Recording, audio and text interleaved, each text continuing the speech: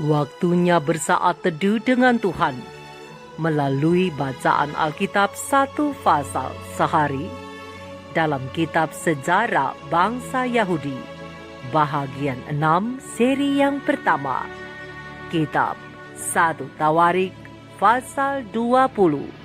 Perang melawan Bani Amon berakhir dan peperangan melawan orang Filistin. Selamat membaca, mendengarkan, merenungkan dan melakukan firman Tuhan. Kiranya Roh Kudus senantiasa menuntunmu dalam memahami sabdanya dan memampukanmu menjadi pelaku firman.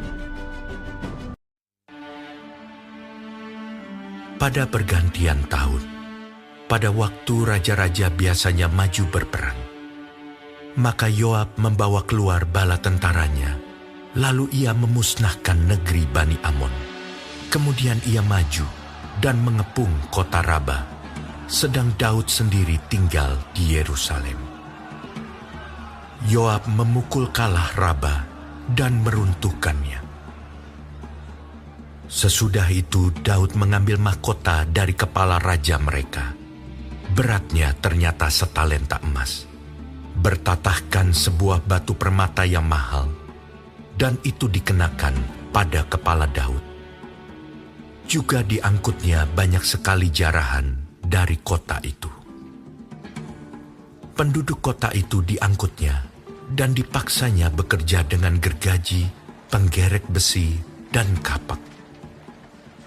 Demikianlah juga diperlakukan Daud segala kota Bani Amon. Sesudah itu, pulanglah Daud dengan seluruh tentara ke Yerusalem. Sesudah itu timbullah pertempuran melawan orang Filistin di Gezer.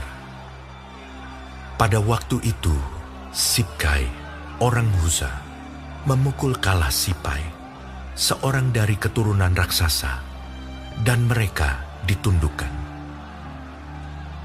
Maka terjadilah lagi pertempuran melawan orang Filistin.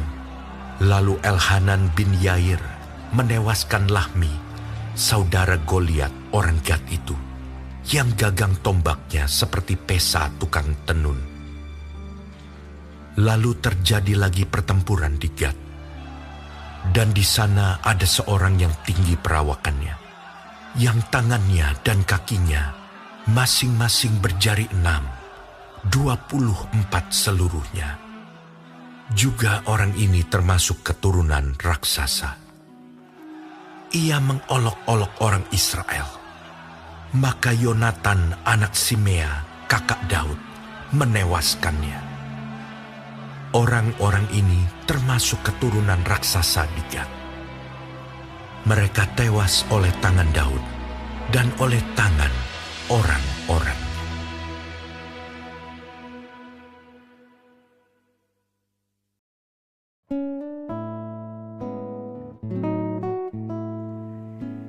Kita telah menyelesaikan bacaan Alkitab satu pasal sehari dalam kitab 1 Tawarik pasal yang ke-20.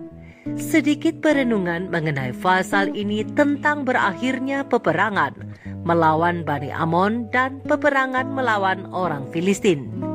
Bahaya-bahaya yang telah mengancam bangsa Israel dengan kehancuran menyeluruh oleh pimpinan Allah terbukti telah menjadi alat yang olehnya bangsa itu telah naik ke puncak kebesarannya. Terang kecil pena ilham ilahi roh nubuat, Sejarah Para Nabi Jilid 2, halaman 379 alinea kedua. Saudara dan saudariku, puncak kejayaan Daud dinyatakan secara simbolis, yaitu dengan mengenakan mahkota Raja Amon.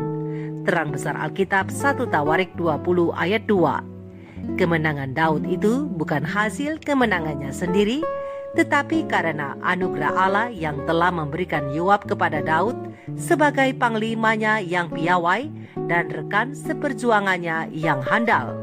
Sesudah itu, menyusul pula sebuah kemenangan fantastis, yakni kesuksesan mereka menggulingkan jagoan bangsa Filistin.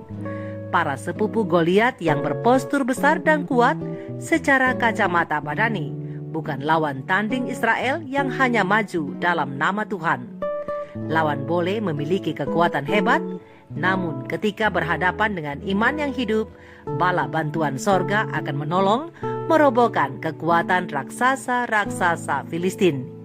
Iman yang hidup memungkinkan setiap sendi dan otot pahlawan-pahlawan Allah mengalami kejadian-kejadian yang hanya dapat dijelaskan dari sudut pandang supranatural.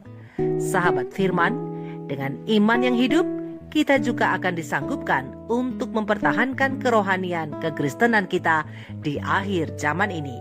Walaupun setan sedang melancarkan serangan-serangannya, namun ingatlah bahwa ada mahkota kemuliaan dari Allah tersedia bagi orang-orang yang akhirnya menang dalam perjuangan rohaninya dan juga bagi mereka yang merindukan kedatangannya. Terang besar Alkitab 2 Timotius 4 ayat 8. Jadilah kuat, miliki iman yang hidup, setia dan taatlah kepada perintah-perintah Allah yang tertulis dalam Alkitab. Kristus segera akan datang kembali, mari perangi dosa dan menang bersama Dia yang telah memberikan nyawanya bagi kita agar kita dapat memperoleh hidup yang kekal. Kenakanlah pakaian kebenaran Kristus pada tabiatmu, karena peperangan segera akan berakhir. Tetap semangat dan tetaplah bertahan. Mari kita renungkan ini bersama. Tuhan Yesus memberkati. Shalom.